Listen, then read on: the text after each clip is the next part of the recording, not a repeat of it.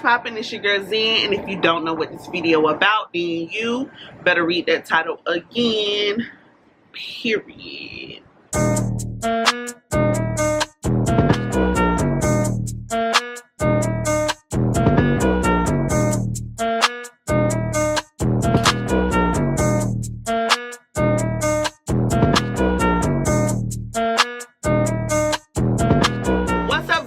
Welcome back to my YouTube channel. As y'all can see by that title and that thumbnail, your girl is about to do a natural birth kind of recap class. It's not really a class, but I took a class and I took some notes on the class, and I'm doing a recap of that. So before we get into this video, make sure y'all hit that like button, make sure y'all subscribe and turn on those post notifications so you know when your girl's in upload a new video. And without further ado, let's get into this video. Alright, y'all, I know y'all tired of seeing me in this shirt, but this is kind of like my chill shirts, and I'm always at home. So alright, y'all, so I had took a birthing class with the Atlanta Birth Center. When I was pregnant with Zaire, I received my care at the birth center, even though I had to be transferred to Grady because of emergency purposes. If you haven't watched that labor and delivery vlog, make sure y'all watch that. I'll put it in the description box. Since I had a baby with them before, they allowed me to take this class. They sent it to my email. Y'all know me, y'all know I'm always interested in natural labor, learning more about natural labor, learning about the process and how things work the natural way. Of course, because a lot of the things that are done inside of the hospital are book related and by the book, and typically stuff by the book isn't always the right way to go. I'm not gonna necessarily say the right way to go, but more so a lot of the stuff is veered away from what your body is supposed to do naturally. I'm gonna tell the people about the birthing class that I took. You know, even though we're not planning on having a baby right now, I know we are in the future, so it is very important to get as much knowledge as you can, especially since births are different.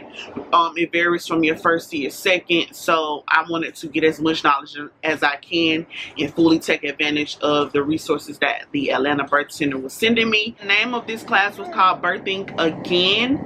I chose this one specifically. They had other classes, but I chose this one because I already had a baby, so I felt like this one would be more beneficial to me. They offer breastfeeding classes if you are a first-time mom having a kid. If you never received care at Atlanta Birth Center, I do recommend doing your research and looking into the facility. All right, so let's start by saying that basically over 40 weeks is okay. I know a lot of people get induced at the hospital because doctors are saying, oh, well, you're over 40 weeks. That's causing concern with the baby. Baby needs to get out, blah, blah, blah, blah, blah. Your baby gonna come when it's ready. Delivery dates are estimated. No one knows the exact date that you ovulated or got pregnant. Only your body knows. You gonna let me make my YouTube video just because doctors saying, oh, you're 41 weeks, you're 42 weeks. That is okay. Your body is gonna go into labor when it is ready. So don't let them force you into getting induced, unless it's an emergency situation, of course. Sorry, y'all.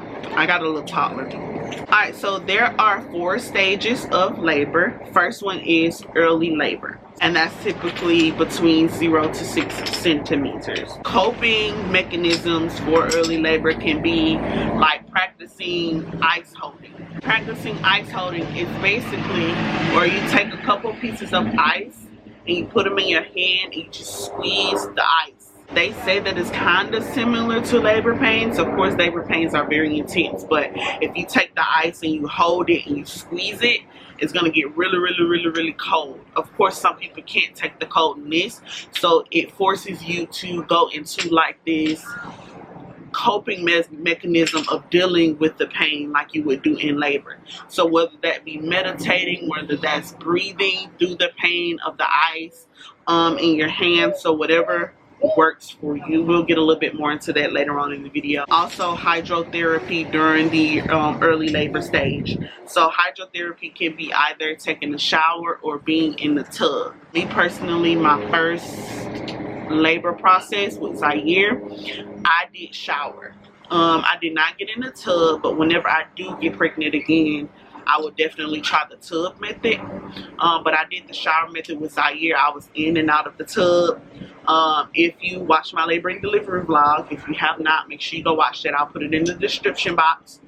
I was saying how I was in and out of the tub. Like, the shower was definitely relieving that pain, the hot water on my back. Next stage of labor is active labor, and that's typically between 6 to 8 weeks. I mean, not 6 to 8 weeks, 6 to 8 centimeters. Some coping mechanisms that you can do are spinning babies.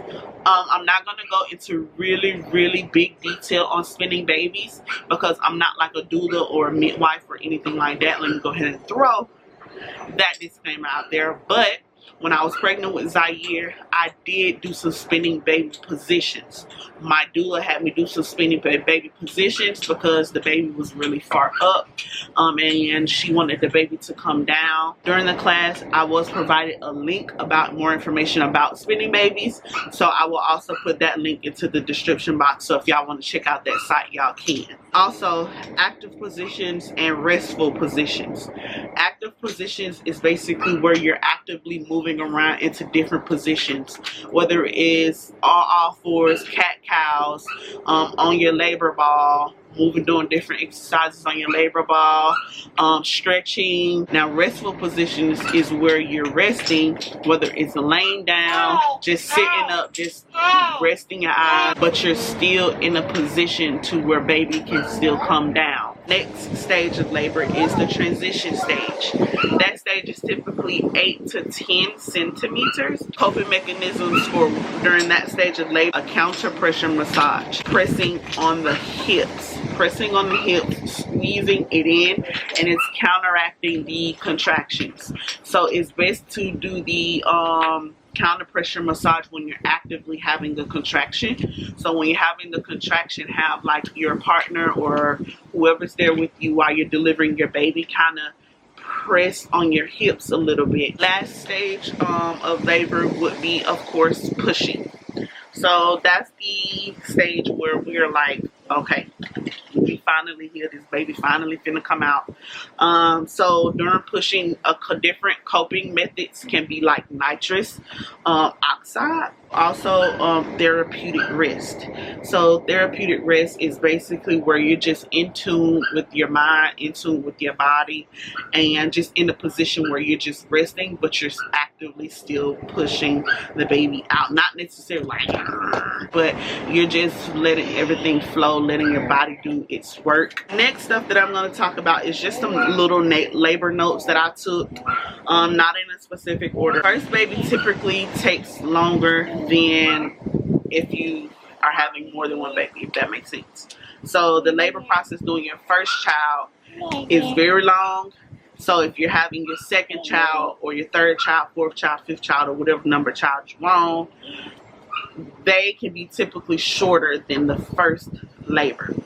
So that was good to know because your girl felt like she was laboring forever with Zaire. So whenever I do get pregnant the second time, hopefully my labor is not as long. So typically this is because the cervix takes longer to move out the way. So when you're pregnant with your first baby, your cervix is just really thick and everything. It never been through this process of laboring before, so it's just in its normal state. So that's why it just takes typically longer for the first baby to come out, because you got to move all that cervix out the way in order for the baby to come down, which is why some doctors do like membrane or cervix sweeps, where they kind of move the cervix out the way to get the baby to be able to come down. Starting 37 weeks, it is recommended that you start opening up that pelvic floor.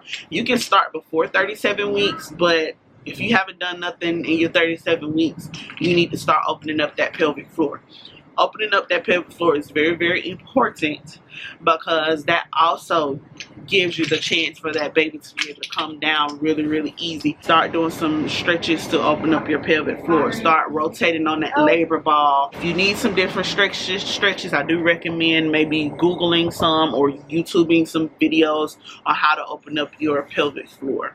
So these exercises and stuff like that I just mentioned, you can also do during labor, especially when you're actively having a contraction, because when you're having a contraction, it's opening up that cervix some more. So that is the perfect time to do these exercises so that it can really open up that pelvic floor so that baby can come down. Getting on all fours relieves pressure from the back.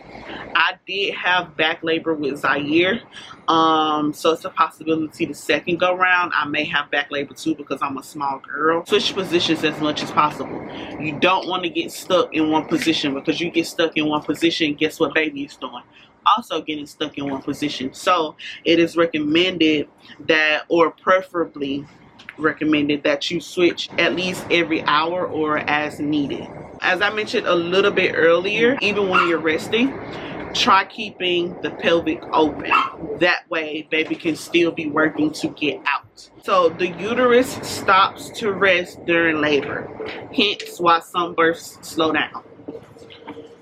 Okay, so this was really good to know and important, because this is typically the stage where the hospital intervenes in your labor. They're like, okay, so you have stopped laboring, your labors just stopped progressing, so we need to give you this, we need to give you that, we need to do this, we need to have a C-section, we need to do blah blah blah blah blah blah blah. Don't let them people fool you. Your body is doing what it is supposed to do. The uterus needs time to rest. Imagine being in labor for so long and it's constantly working. It needs some time to take a breather. It needs time to relax. Hence is why sometimes when you're in labor, like I did with Zaire, at one point I ended up falling asleep on the couch. That's because at that moment in time, my uterus was relaxing. My uterus was taking a break. It was tired, just like I was. So it stopped. The contractions momentarily calmed them down, and I was able to get a little bit of sleep. So it is normal for your uterus to stop and take a break. That is okay. Okay? And once the uterus gets his rest, it's like, oh, I'm ready now. I'm ready to go back to work. And then boom, boom, boom, boom, boom. It starts back working. Your labor starts progressing again and again and again. So with that being said, next time your doctor tell you, oh, your labor's not progressing, something slow down, blah, blah, blah, blah, blah, you tell them that it is normal. Tell them, say, it is normal. Give your body time to rest. Give your body time to reset and build up the energy to get things going again, so you can go ahead and get that baby out. Okay? Put that in your birth plan. Put that in your birth plan, that if your labor slows down, that's because your uterus is trying to give itself a break.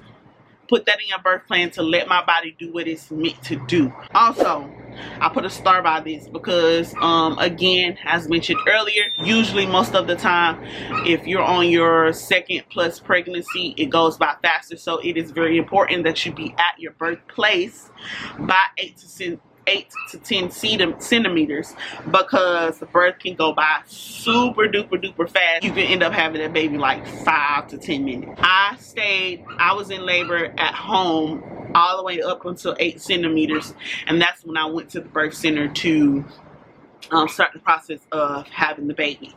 So it is important this time that I am in tune with my body and I know what's going on, so I get to the birth center before those 8 centimeters. Because guess what? I don't want to birth my baby in the car. During birth, of course, I mentioned earlier about the nitrous oxide. Make sure you do your own research on that. It's not like a drug, like an epidural or nothing. It's just like a pain coping gas that you inhale for about 30 seconds, and it kind of relaxes you a little bit. Some people say it don't work. Some people say it works wonders. Also depends on your body, but it is a healthier option than the pain stuff that they try to give you at the hospital. And let me tell you what's crazy. They don't even offer this gas at the hospital. They have it at the hospital, but they don't allow it or don't bring it down to the labor and delivery floor. That's insane. What's also cool is this nitrous oxide gas. It does not transfer to your baby. It does not affect your baby. Y'all know how they give y'all that Pitocin and all that crazy stuff, the epidurals and stuff. The baby heart rate start going up, down, side to side. This nitrous gas does not affect the baby at any point of time. Other ways to cope with labor, as I kind of mentioned a little bit earlier in the video, do some meditation. Water is really good. Shower, tub, whatever the case may be. Sitting on the toilet, opening up that pelvic floor. Hypnobirths. If you know about hypnobirths, great. If you don't, do your research on what hypnobirths are. Birth affirmations. Have your spouse or whoever's in the room with you during delivery, have them read birth affirmations to you. Of course, breathing techniques. Google some breathing techniques. YouTube some breathing techniques. Also, it is very important that you call your midwife or your doctor when labor starts. That way they can go ahead and have in mind that you're in labor and that they at least need to be on standby or whatever the case may be.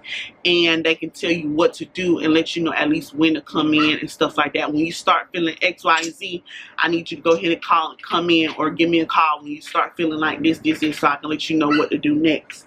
At the birth center, depending on how far you're out, a midwife will come to your house to monitor you and everything, let you know if you need to go ahead and come in into the birth center, or if you just need to wait it out a little bit, which is pretty dope because they don't do that, of course, at the hospital because they on time, money, and delivering on your back can increase the risk of tearing.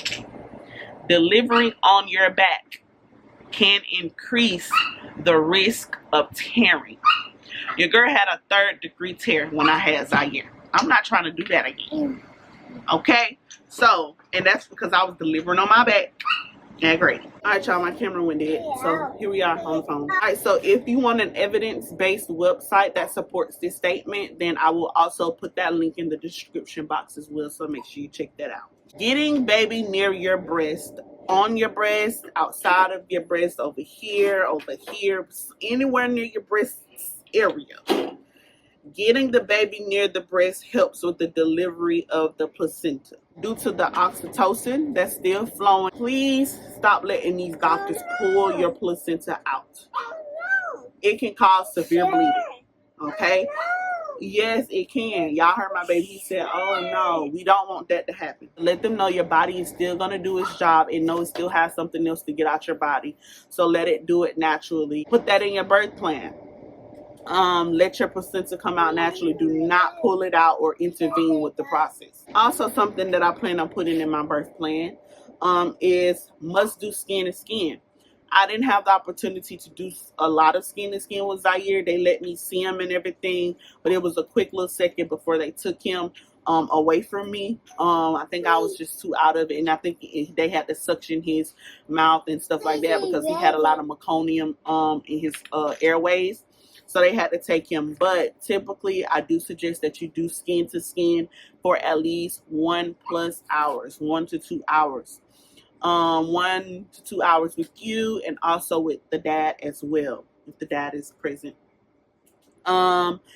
This is really good with bonding of the baby, sending signals from mother to baby, baby to mother. And gonna put that in my birth plan that I want to do skin to skin. At the birth center, they allow you to do skin to skin. They wait to take the baby's weight. They can wait at the hospital too. Don't let them tell you, oh, we need to take the baby's weight. We need to do this. We need to do that. Y'all can wait until after my skin to skin session and then do all of that.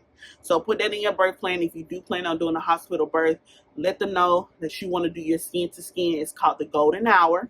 Typically an hour, but you can do 1 to 2 hours depending on your preference. Also, what I have in my birth plan is do not wipe off my baby's Vernix.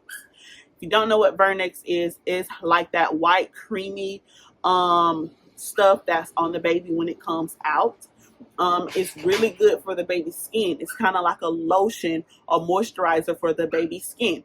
Typically, when you're in the hospital, the first thing they want to do is wipe all that stuff off, give your baby a bath.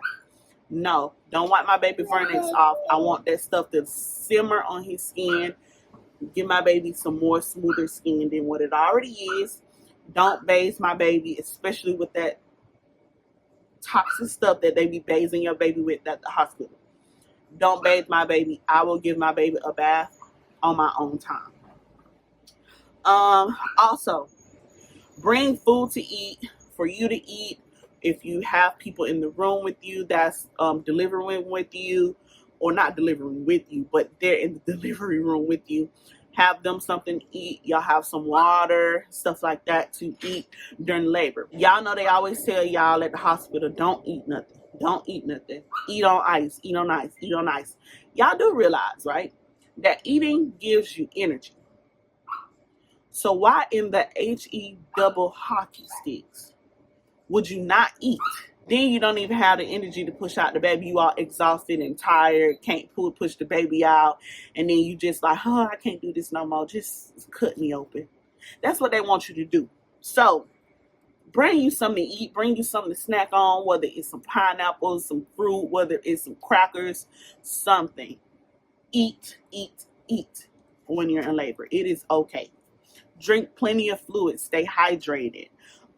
Cucumber water, coconut water with those electrolytes in it. So it can be regular water. So the birth center does provide like birthing balls, stools, speakers if you want to hook up any music of your preference that you want to listen to during labor. Oil diffusers, they have those as well, but they do prefer that you bring your own essential oils, because depending on the essential oils, it may make you sick if you don't like the smell of it or something like that. So it's recommended that you bring your oil of preference. Fetal kits. It is important that you count your fetal kits, because it's a lot of instances where we ask, have you felt your baby move? They're like, oh yeah, I think so. I think the baby moved. I think the baby moved. Well, it's important that your baby is at least moving at least 10 times per hour. But moral of the story, move around for that section. Move around. Don't just sit there. Be active, even during labor. And y'all, people always want to tell you, oh, be careful. Don't do this, don't do that. Don't do this, don't do that. Listen, we're pregnant, not handicapped. You need to walk. You need to do some exercises. You need to stretch. You need to get up and be active. Move around a little bit. Don't get stuck, because if you get stuck, guess what that baby is doing? It's sitting there stuck to. And then when you're in labor, you wonder why the baby is up here and not down there, progressing the way it needs to. So move around, because you want the baby to move around. So with that being said, always let your body be active, whether you're pregnant or not. You being pregnant, don't let that hinder you from being active. I'm not saying you need to go to the gym and run around the gym and do 50 things, but do something. Do something. All right, y'all. So that concludes today's video. If you enjoyed that video, enjoyed the tips that I gave, if I do take any more birthing classes, if you would like for me to take more notes and post them on my YouTube channel so y'all can have some insights or more natural ways to do things when you're in labor, or when you have your first baby, second baby, third baby, fourth baby, if you want to do things a little bit different. Just comment down below and let me know what you think, if I should do this again. But thank you for tuning in. Make sure y'all hit that like button. Make sure y'all subscribe and turn on those post notifications so you know when your girls didn't upload a new video. And without further ado, I'll catch y'all on the next video.